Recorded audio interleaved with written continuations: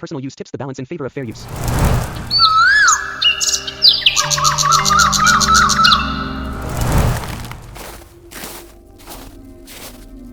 मैंने कितनी बार तुमसे कहा है मेरे साथ जंगल मत आया करो, लेकिन तुम कभी मानती ही नहीं। अब चलो घर, जल्दी शाम होने वाली है। हाँ पिताजी, ये देखिए तो कितना घना जंगल है। लगता है हम जंगल के बहुत अंदर आ गए हैं। दिव्या अपने पिता के साथ लकड़ियाँ लेकर चल रही थी कि तभी उसकी नजर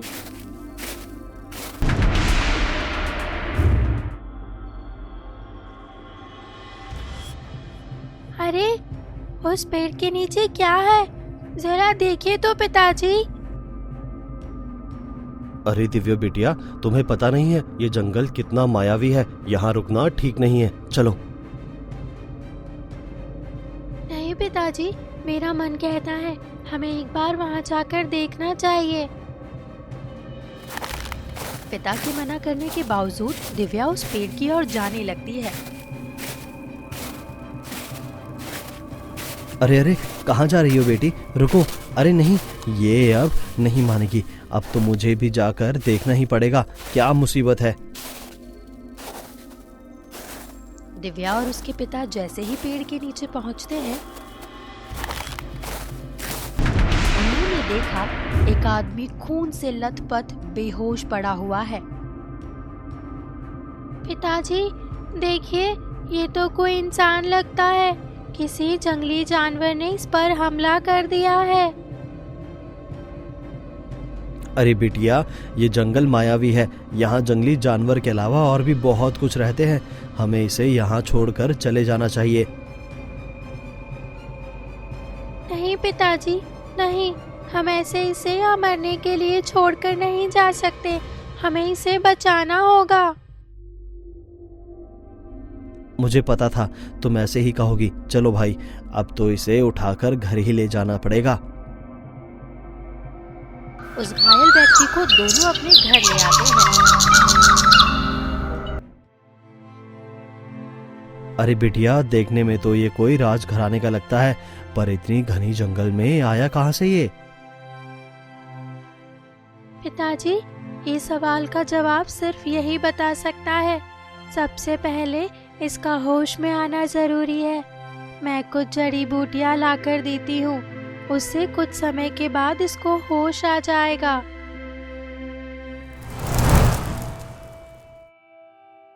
महाराज, आप बताते क्यों नहीं? अभी तक राजकुमार विक्रम वापस क्यों नहीं आया? आप बताते क्यों नहीं महाराज? कहाँ है मेरा बेटा? रानी सब्र करो, हम खोज ही रहे हैं। पिछले 3-4 दिन से लगातार हमारे सैनिक जंगल को छान रहे हैं। राजकुमार को कुछ नहीं होगा महारानी। देखिए महाराज, कैसे भी करके मेरा बेटा मुझे वापस लाकर दीजिए। मैं कुछ नहीं जानती। महारानी, राजकुमार विक्रम की जिद के आगे भला हम क्या ही कर सकते हैं। उसने जिद किया था कि वो अकेला ही जंगल में शिकार करने के लिए जाएगा। अब देखो तो अभी तक वापस नहीं आया। मैंने तो कहा भी था अकेले जाना ठीक नहीं उस जंगल में। ये आप कैसी बातें कर रहे हैं महाराज? बच्चे अगर जिद करने लगे तो क्या आप उसे जंगल में अकेले जाने की अनुमति दे देंगे? रानी, आप समझते क्यों नहीं? मैं भला अपने राजकुमार को अकेले जंगल में जाने की अनुमति कैसे दे सकता था? राजकुमार के पीछे मंत्री भद्रसेन को भी जाने को कहा था महारानी। और देखो तो राजकुमार ने तो मंत्री को भी मात दे दी। अब बताओ भला क्या करूं मैं? राजा और रानी दोनों बात ही कर रहे थे कि एक सैनिक आकर राजा के पास कहता है, महाराज, अच्छी खबर है, राजकुमार विक्रम वापस महल आ गए हैं। सैनिक के मुंह से ये बातें सुनकर राजा और रानी दोनों राजकुमार के पास आ जाते हैं। रानी ने राजकुमार को गले लगा लिया। अरे बेटा, कहाँ थे तुम इतने दिन? राजकुमार, तुम्हारा इस तरह से घर से चले जाने के बाद हम तो बहुत परेशान हो गए थे। तुम्हारी माँ ने तो जिद ही पकड़ ली थी, तुम्हें कैसे भी पकड़ कर खोज कर लाए और आखिरकार आज तुम आ ही गए। हम तो सोच रहे थे कि शायद हम तुम्हें दोबारा देख नहीं पाएंगे। हाँ पिताजी, शायद आप मुझे दोबारा नहीं देख पाते। उस जंगल में इन दो भले लोगों ने मेरी जान बचाई। ये दो कौन लोग हैं राजकुमार? मेरे साथ एक अजीब घटना घट गई थी पिताश्री, क्योंकि मुझ पर किसी ने पीछे से हमला कर दिया और मैं वहीं बेहोश हो गया। इन दो भले लोगों ने मेरी जान बचाई। इन्होंने मुझे जंगल से उठाकर अपने घर में रखा और इलाज किया, तब जाकर वापस मैं आज महल आ पाया हूँ। तुम दोनों ने मेरे राजकुमार की जान बचाई है। मैं पूरी जिंदगी तुम दोनों का सदा आभारी रहूंगा। बताओ तुम्हें क्या चाहिए? नहीं महाराज, हमें कुछ नहीं चाहिए। राजकुमार सकुशल राजमहल वापस आ गए, अब बस हमें और कुछ नहीं चाहिए। सुनिए पिताश्री, मेरी आपसे एक विनती है। बताओ राजकुमार, कैसी विनती? पिताश्री, जिसने मेरी जान बचाई है मैं उसके साथ विवाह करना चाहता हूँ, यानी कि मैं दिव्या के साथ विवाह करना चाहता हूँ। उससे अच्छी और कोई पत्नी मुझे इस दुनिया में नहीं मिल सकती। नहीं राजकुमार, ये आप क्या बोल रहे हैं? मैं कैसे आपकी पत्नी बन सकती हूँ? मैं तो जंगल में लकड़ी बीनने वाली हूँ।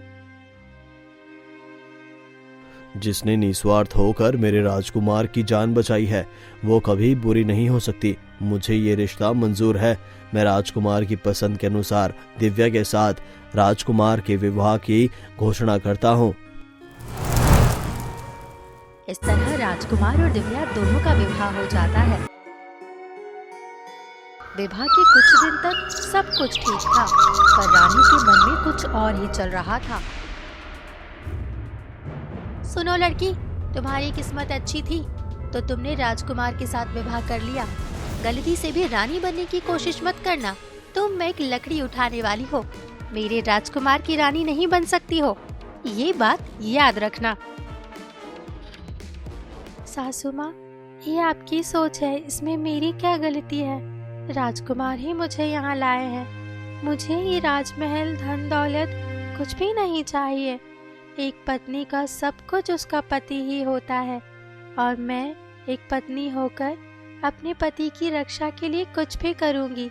यही मेरा धर्म है। वाह रे वाह, कल की लड़की मुझे ज्ञान देगी। इस तरह सास बहू के बीच झगड़ा चलता रहा। दोनों के बीच अनबन की बातें राजकुमार तक पहुंच जाती है। और फिर एक दिन, देखो राजकुमार, किसी लकड़ी बीनने वाली को उठाकर यहाँ लाओगे और उसको रानी बनाओगे, ये मुझे बिल्कुल मंजूर नहीं है। आज सुन लो, इस राजमहल में या तो वो रहेगी या फिर मैं। ये तुम आज तय कर लो राजकुमार। अरे अब मैं क्या करूं? एक तरफ माँ और एक तरफ मेरी पत्नी जिसने मुझे जन्म दिया, उसे छोड़ दूं या फिर जिसने मेरी जान बचाई है, क्या मैं उसे छोड़ दूं? हे भगवान, मैं कैसे धर्म संकट में फंस गया हूं।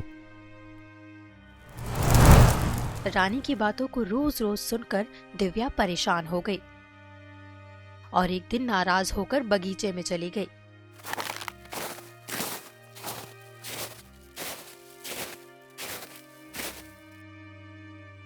हे विश्व सुंदरी धरती पर विराजमान स्वर्ग की अप्सरा, क्यों रूठ रही हो मुझसे?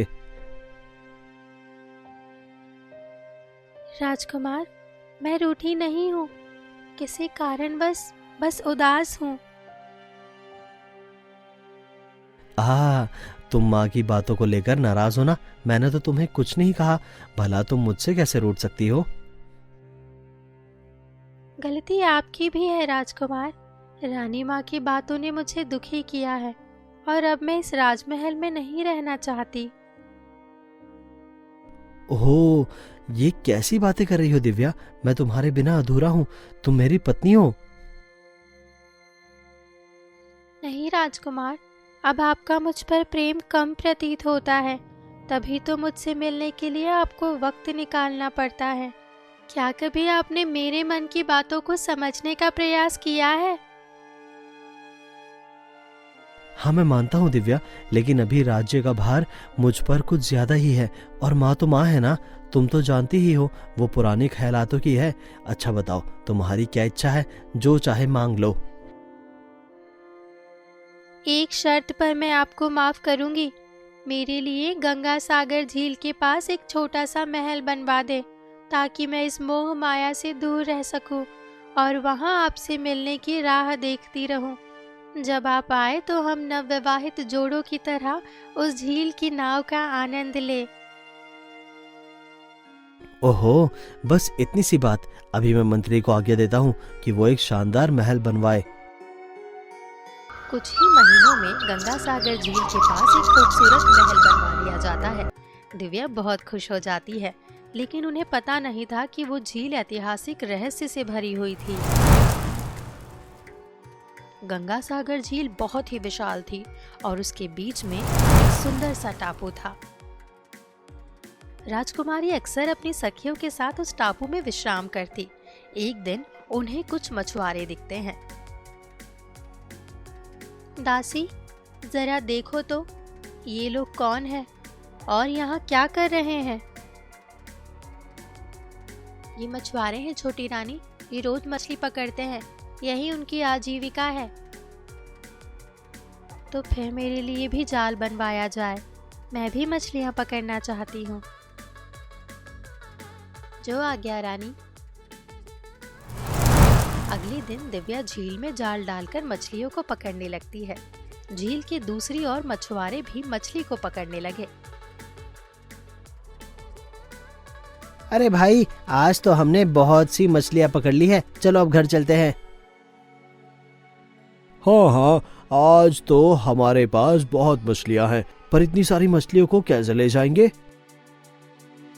एक काम करते हैं भाई, जिंदा मछलियों को ले जाते हैं और जो मछलियाँ मर गई हैं उन्हें इस झील में फेंक देते हैं। मछुआरा जिंदा मछली को अपने साथ ले गए और मरी हुए मछलियों को उन्होंने उसी झील के पानी में फेंक दिया। झील में एक देवी रहती थी, कामिनी, जो आधी महिला और आधी मछली थी। सुनो परी, आज इतनी बदबू कैसे आ रही है? पानी में कोई जानवर मर गया है क्या? नहीं रानी जलपरी, ये बदबू मरी हुई मछलियों में से आ रही है। ये क्या बोल रही हो परी? आज से पहले तो कभी ऐसा नहीं हुआ। कहाँ है? चलो मुझे अभी उस जगह को दिखाओ। जलपरी रानी जलपरी को उस जगह पर ले गई जहाँ मछुआरों ने मछलियों को फेंका था। इस बेरहम ने इन नन्ही मछलियों को मारा है। जरूर ये किसी इंसान का किया धरा होगा। अगर मारा भी तो उसने इनको यहाँ क्यों फेंका? चाहे जो हो, उसको तो दंड जरूर मिलेगा। क्या तुमने किसी को देखा है यहाँ पर? नहीं रानी परी, कुछ दिन पहले हमारे गंगा सागर झील के पास एक महल बनाया गया था। इसका दंड उस नासमझ इंसान को जरूर मिलेगा। रात होते ही कामिनी एक इंसानी रूप धारण करके रानी दिव्या के महल के अंदर प्रवेश करती है और सीधे दिव्या के कमरे में घुस जाती है। उठो क्रूर महिला। कौन हो तुम? मैं जलपरियों की रानी कामिनी हूँ। तुमने ढेर सारी मछलियों को मार डाला, तुम्हें उसी का दंड देने आई हूँ। हे माता, मछुआरे भी तो मछलियों को मारते हैं, तो क्या आप उन्हें भी दंड देती हैं? मछुआरे तो अपनी जीविका के लिए मछलियां पकड़ते हैं, लेकिन तुमने जितनी मछलियां खाने के लिए पकड़ी, उससे ज्यादा उन्हें मारकर झील में डाल दिया। इससे पहले कि दिव्या कुछ कह पाती, कामिनी अपनी जादुई शक्ति से उसे बांधकर अपने साथ झील में ले जाती है। उस झील के अंदर एक जादुई दुनिया थी जिसमें ढेर सारी जलपरियां थी। कामिनी एक मंत्र पढ़ती है, जिससे दिव्या एक जल परी बन जाती है और फिर उसे वहां कैद कर दिया जाता है।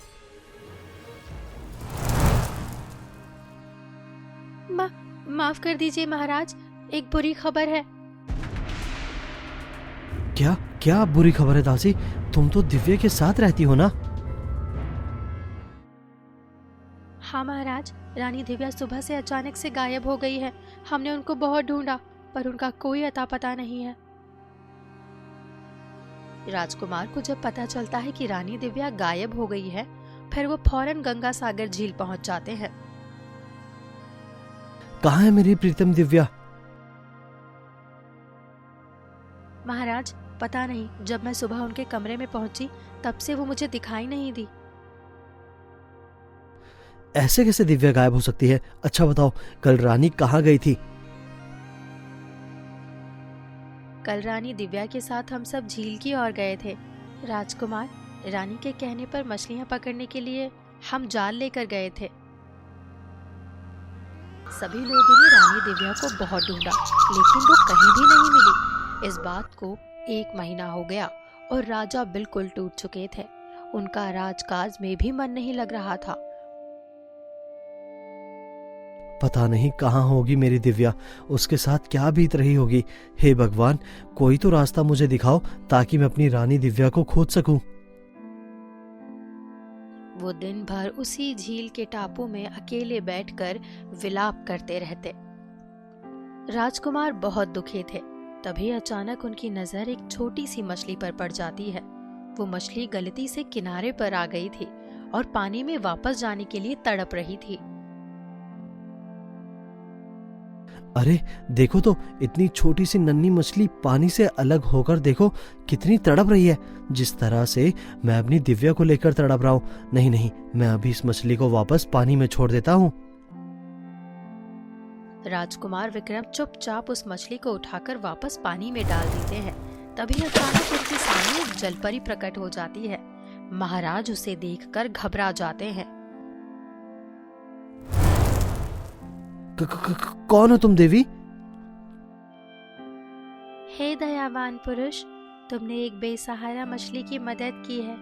मैं तुमसे प्रसन्न हूँ, लेकिन एक बात बताओ, मुझे तुम इतने उदास क्यों लग रहे हो? हे देवी, मेरी धर्मपत्नी दिव्या लापता हो गई है। मैं उसे काफी दिनों से खोज रहा हूँ। दासी कहती है इसी गंगा सागर झील में मछली पकड़ने के लिए वो उतरी थी, तब से वो गायब हो गई है। हे दयावान पुरुष, क्या तुम ही दिव्या के पति हो?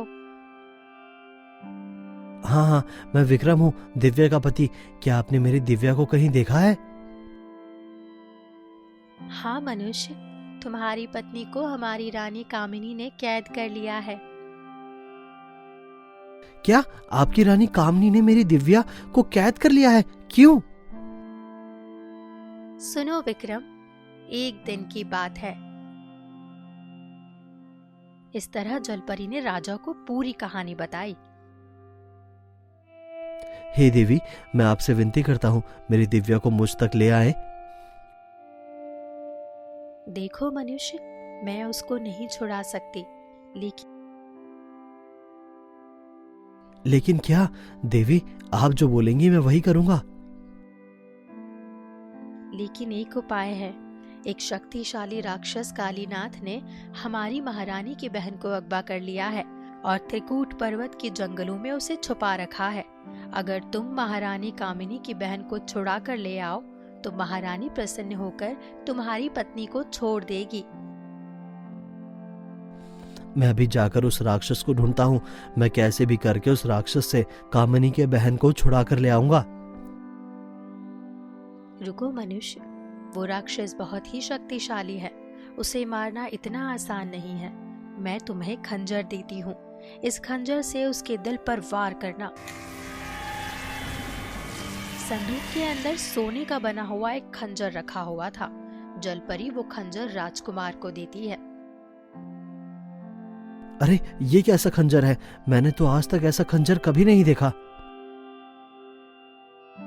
डरो मत राजकुमार, इसे ले लो। इसी खंजर से ही तुम कालनाथ का अंत कर सकते हो।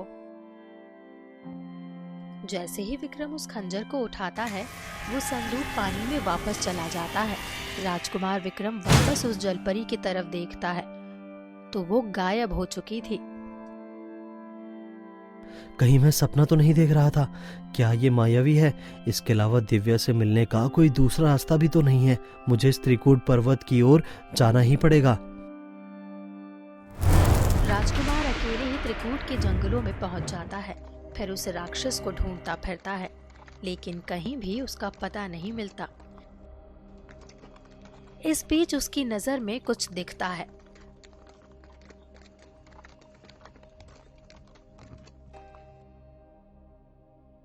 अरे जरा देखो तो, सामने तो ये कोई गुफा लग रही है। लगता है यही कालीनाथ की गुफा होगी।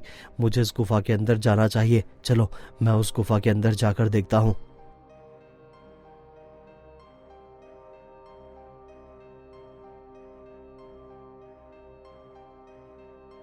राजकुमार जैसे ही गुफा के अंदर प्रवेश करता है, उसने देखा कि मंत्री भद्रसेन को गुफा के अंदर बंदी बनाया गया है। राजकुमार, मुझे बचा लीजिए राजकुमार। मैं कई दिनों से इस मायावी गुफा के अंदर बंद हो गया हूँ। अरे मंत्री भद्रसेन जी, आप यहाँ? आप तो राजमहल में थे, तो फिर आप इस गुफा में कैसे आए? मैं कई दिनों से इस गुफा के अंदर बंदी बन गया हूँ। राजकुमार, पर आप यहाँ कैसे आए?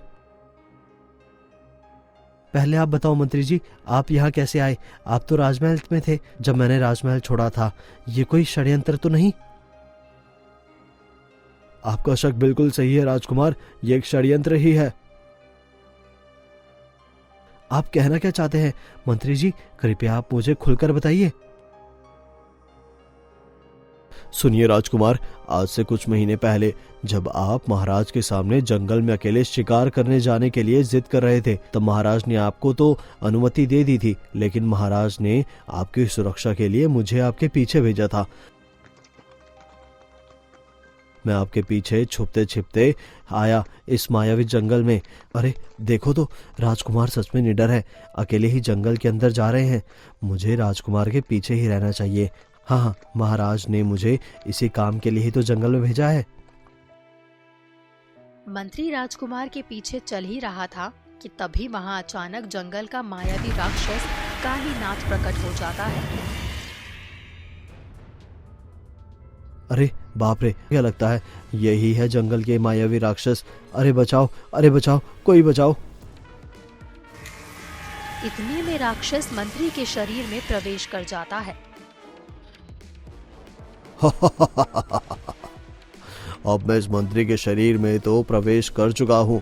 सबसे पहले तो मैं इस राजकुमार का अंत कर देता हूँ, इसके बाद राजा का भी अंत करके इस राज्य का राजा बन जाऊंगा। कालीनाथ अपने घोड़ों को तेजी से आगे बढ़ाता है और अपनी तलवार से पीछे से राजकुमार के ऊपर हमला करने की कोशिश करता है। तभी राजकुमार का घोड़ा तेजी से दौड़ने लगता है और एक पेड़ से टकराकर वहीं से भाग जाता है। राजकुमार विक्रम वहीं गिरकर बेहोश हो जाता है।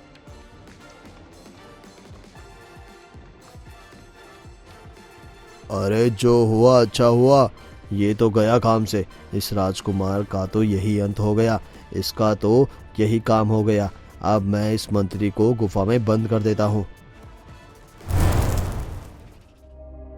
छोड़ो छोड़ो मुझे, छोड़ो। अरे दुष्ट राक्षस, तूने मुझे बंदी क्यों बना रखा है? छोड़ दे मुझे।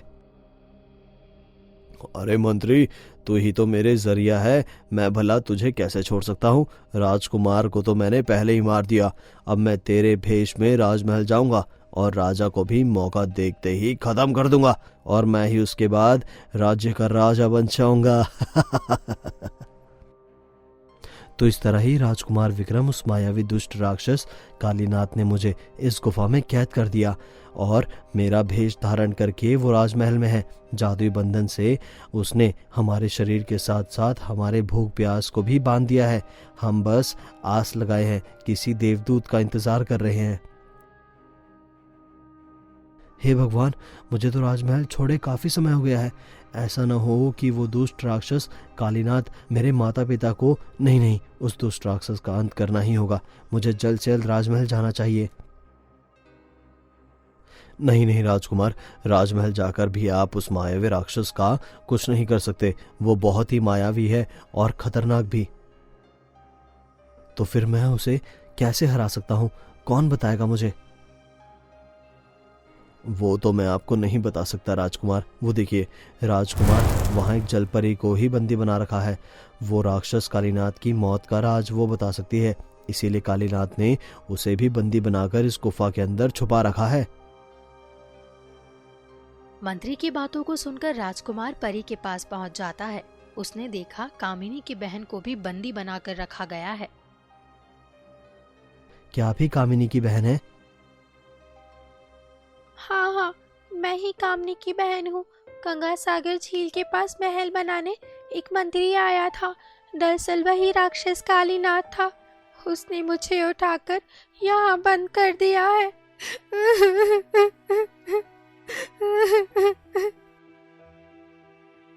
हाँ, मुझे भी अभी अभी पता चला कि मंत्री के भेष में वो राक्षस कालीनाथ है।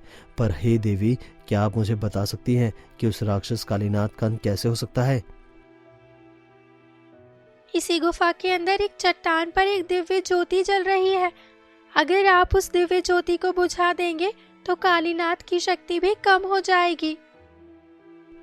हे परी, उस दिव्य ज्योति को बुझाने से कालीनाथ का अंत हो जाएगा? नहीं नहीं, ऐसा नहीं है। दिव्य ज्योति को बुझाने से केवल कालीनाथ की शक्ति कम होगी। उसकी मृत्यु तो सिर्फ एक दिव्य खंजर से ही होगी, और वो दिव्य खंजर हमारे परिलोक में ही मिलेगा। क्या यही है दिव्य खंजर? क्या आप इस खंजर के बारे में बात कर रही हैं? हाँ हाँ, यही है वो दिव्य खंजर। इसी से ही कालीनाथ का अंत होगा। पर ये तुम्हें कैसे मिला? इस तरह राजकुमार ने परी के आगे अपनी सारी आपबीती को बताया। राजकुमार की बातों को सुनकर परी कहती है, सुनो राजकुमार, गुफा के गर्भगृह में दिव्य ज्योति जल रही है, उसी को बुझाना होगा। परी के बताए अनुसार राजकुमार गुफा के अंदर जाता है और उस दिव्य ज्योति को बुझा देता है। दिव्य ज्योति को बुझाने के बाद कालीनाथ की मायावी शक्ति कम होने लगती है। अरे ये क्या हो रहा है मेरे साथ? ये अचानक मेरी शक्तियां कम क्यों हो रही है? लगता है दिव्य ज्योति बुझ गई है। उस दिव्य ज्योति को फिर से जलाना होगा। मुझे जल्द से जल्द गुफा पहुंचना होगा।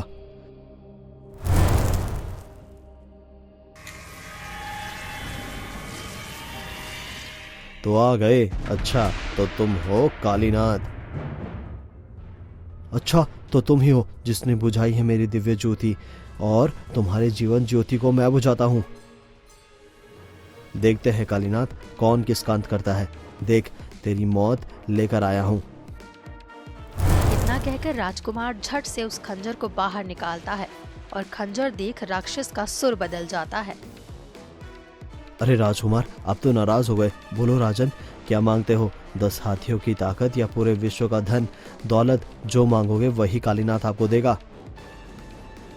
कालीनाथ, अगर तुम कुछ देना ही चाहते हो तो तुम मेरे राज्य के मंत्री और इस परी को आजाद कर दो। ऐसा कभी नहीं हो सकता लड़के, मुझे वो खंजर वापस कर दे।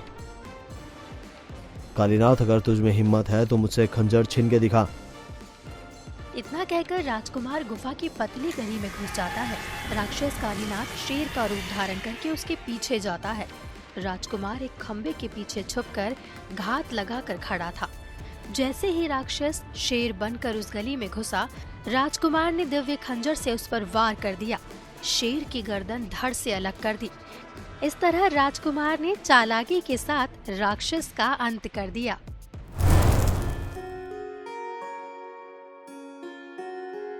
मैं आपकी बहुत बहुत आभारी रहूंगी राजकुमार। अब मैं अपनी बहन से मिल पाऊंगी।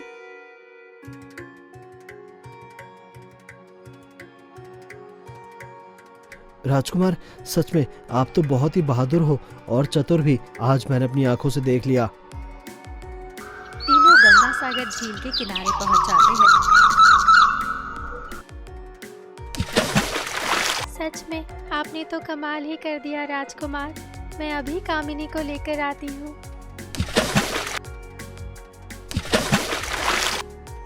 अरे परी, मेरी बहन आ गई।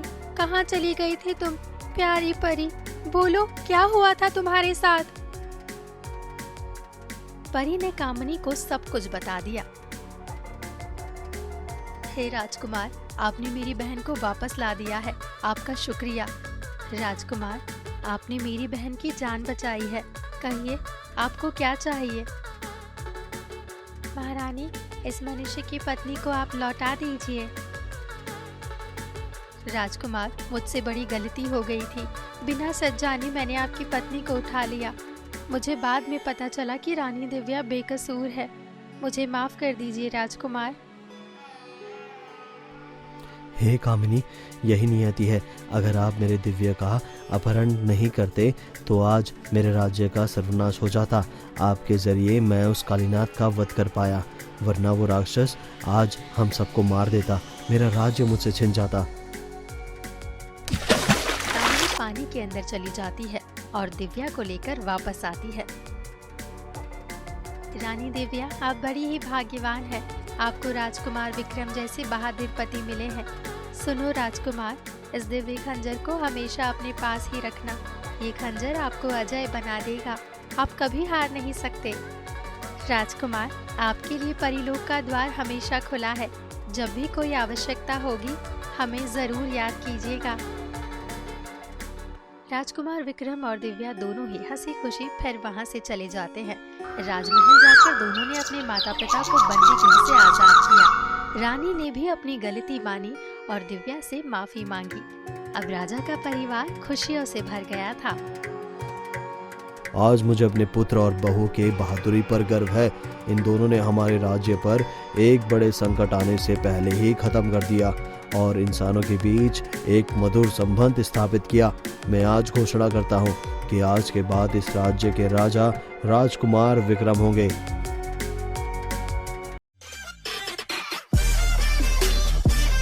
अगर आपको ये वीडियो पसंद आया तो वीडियो को लाइक करें और चैनल को सब्सक्राइब करना ना भूलें।